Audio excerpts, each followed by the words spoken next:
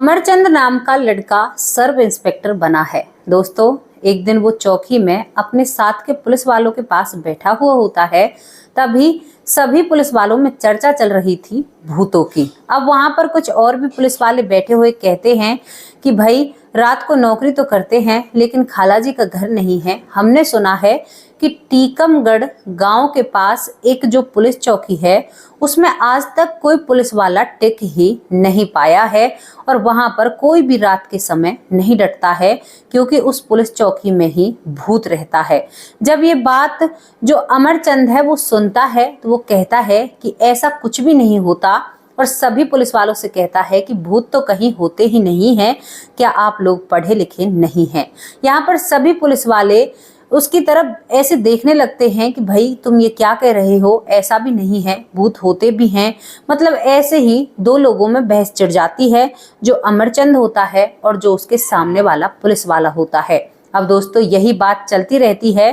तभी अमरचंद अपने साथ के पुलिस वालों से शर्त लगा लेता है और कहता है कि मैं उस पुलिस चौकी में रुकूंगा भी और वहां पर रहूंगा भी और बहुत अच्छे से वहां पर नौकरी करूंगा। दोस्तों, यहाँ पर अमरचंद के सर पर ऐसा खुमान चढ़ता है उस चीज का कि उसने सभी से शर्त लगा ली थी और यहाँ पर उसने एक कागज साइन कर और अपनी नौकरी को उसी पुलिस चौकी में करा लिया होता है। अब वहां पर अमरचंद जैसे ही टीकमपुर गांव में पहुंचता है तो दोस्तों, वहां पर उसे एक छोटा हवलदार लेने के लिए आता है। वो उसे लेकर पुलिस चौकी चला जाता है। ये जो अमरचंद होता है उस पुलिस चौकी को बड़ी ही गौर से देखता है, क्योंकि उसके चर्चे उसने अपने दूसरे पुलिस स्टेशन में सुने हैं।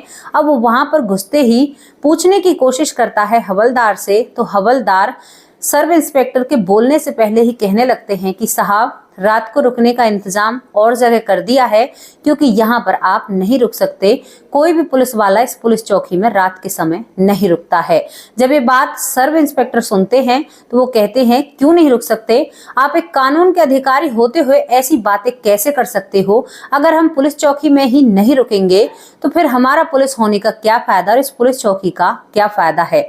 तभी दोस्तों, टीकमपुर का जो सरपंच होता है वो उस पुलिस स्टेशन में आता है, क्योंकि उन्हें पता चलता है कि नए दरोगा साहब आए हैं, तो उनसे मिलने के लिए सरपंच आता है। सरपंच साहब आकर बैठने की इजाजत लेते हैं सर्व इंस्पेक्टर से और वो वहां पर आकर बैठ जाते हैं।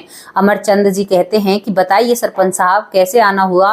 क्योंकि हवलदार सारी बातें बता देते हैं कि ये सरपंच साहब हैं।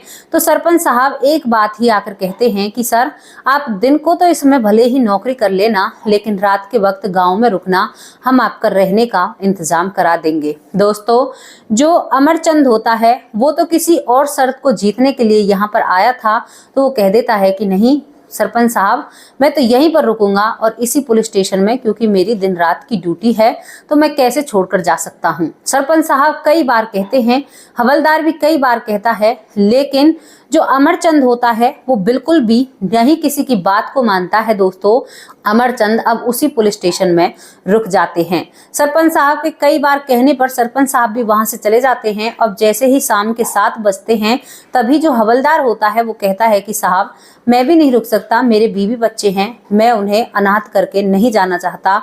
और दोस्तों, हवलदार भी अपने घर चला जाता है। अब रात का वक्त होता है और जो सर्व इंस्पेक्टर होते हैं वो अपने फोन की रिकॉर्डिंग चला देते हैं।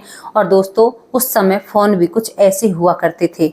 अब जो सर्व इंस्पेक्टर होता है वो सभी पुलिस चौकी के गेट को बंद कर लेता है और अंदर अपनी चेयर पर बैठे हुए होते हैं। वहां पर लौटने का भी इंतजाम होता है, लेकिन दोस्तों, जैसे ही वो जहां पर लौटने का इंतजाम होता है, जो अमरचंद होते हैं उस पर लौटने के लिए जाते हैं, तभी गेट को कोई मानो ऐसे बजाता जैसे कोई इंसान बाहर हो। और जैसे ही अमरचंद उस गेट के पास जाया करते और उसको खोलकर देखा करते तो वहां पर कोई भी नहीं रहता है। अब यही चीज अमरचंद जी के साथ कम से कम 8 से 10 बार होती है और एक बार जो पुलिस स्टेशन में बुक रखी हुई होती है, मेज से वो बुक नीचे गिर जाती है। जब ये सारी घटनाएं होती हैं तो अमरचंद डर के कारण अपनी कुर्सी से चिपक जाते हैं और कुर्सी पर ही बैठे रहते हैं और सुबह होने का इंतजार करते हैं। दोस्तों वो वहां पर थम तो जाते हैं, लेकिन वो शायद घबरा जाते हैं और बहुत परेशान हो जाते हैं। कई बार वो इधर उधर देखते हैं, लेकिन उन्हें कोई भी दिखाई नहीं देता है। शर्त लगी थी कि 10 दिन तक उस पुलिस स्टेशन में नौकरी करके दिखाना है और दिन रात वहीं पर रहना है। अब यहाँ पर पहले ही दिन इतना बुरा हाल था, जो दरोगा बाबू थे उनकी हवा टाइट हो चुकी थी अमरचंद की, और वो काफी परेशान हो जाते हैं। सुबह होती है, जैसे ही हवलदार पुलिस स्टेशन में आते हैं तो वो कहते हैं कि अरे वाह साहब, आप तो यहाँ पर थम गए। तभी यहाँ पर जो अमरचंद होते हैं सर्व इंस्पेक्टर, वो कहते हैं कि हाँ, मुझे तो यहाँ पर ऐसा कुछ भी एहसास नहीं हुआ, और उन्होंने हवलदार को नहीं बताया कि यहाँ पर मेरे साथ ऐसा सब कुछ घटित हुआ है। दोस्तों हवलदार भी हैरान और परेशान खड़ा रह जाता है। वो एक पल के लिए सोचने पर मजबूर हो जाता है कि कहीं हम ही तो गलत नहीं है, ये हमारा तो वहम नहीं है। लेकिन हवलदार फिर भी, अब दूसरे दिन शाम हो जाती है। शाम होती है, हवलदार फिर अपने घर को जाने की तैयारी करते हैं, लेकिन यहाँ पर जो अमरचंद होते हैं सर्व इंस्पेक्टर, वो कहते हैं कि अरे भाई कहाँ जा रहे हो, एक रात जब मैंने इतने अच्छे से गुजारी है तो तुम मेरे साथ रुक सकते हो। हवलदार कहते हैं कि साहब अभी तो एक दिन देखा है, अभी और रुक कर देखिए, मैं ऐसे नहीं रुक सकता। और हवलदार अपने घर को चले जाते हैं। जब हवलदार चले जाते हैं तो दोस्तों आज सर्व इंस्पेक्टर के साथ बहुत कुछ होना बाकी था, क्योंकि जब उन्होंने ये बात बताई अपने इंटरव्यू में तो शायद हमें भी ऐसा लगा कि भाई ये तो बहुत ज़्यादा ही हो गया। उसके बाद दोस्तों जैसे ही 11 बजते हैं तो उस पुलिस स्टेशन में चीज़ें उधर इधर बिखरने लगती हैं। कभी तो कहीं से कुछ सामान गिर जाया करता, और जो घड़ी की सुई आगे बढ़ती जाती, जो एक्टिविटी उस पुलिस स्टेशन में बढ़ती जाती हैं। दोस्तों घड़ी गिर जाती है, टेबल गिर जाती हैं, कुर्सियां इधर उधर गिर जाती हैं, तभी वहां पर एकदम से अंधारा हो जाता है। जैसे ही अंधारा होता है तो जो अमरचंद होते हैं वो वहां पर एक लाइट को जलाते हैं। वहां पर एक लाइट का भी इंतजाम होता है दोस्तों। उस लाइट से वो पुलिस स्टेशन में खुद को ही ढूंढने लगते हैं, क्योंकि वो खुद ही एक अंधेरी पुलिस चौकी में बंद हो जाते हैं। जब वो लाइट से देखते हैं तो जहां पर मुजरिमों को रखा जाता है, जो एक अलग से होती है पुलिस चौकी में दोस्तों, उसमें जब वो देखते हैं तो एक व्यक्ति पीठ फेरे हुए खड़ा हुआ है और उसके सर से खून टपक रहा है।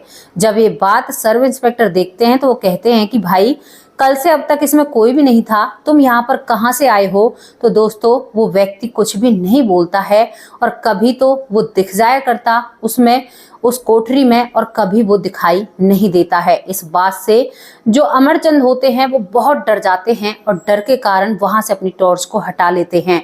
अब अंधारे में वो मेज के समीप बैठ जाते हैं और यहाँ पर वो हनुमान चालीसा का पाठ करने लगते हैं और ऊपर वाले से दुआ मांगते हैं कि आज किसी तरह से बच जाऊं, दोबारा इस पुलिस चौकी में कभी भी नहीं आऊंगा।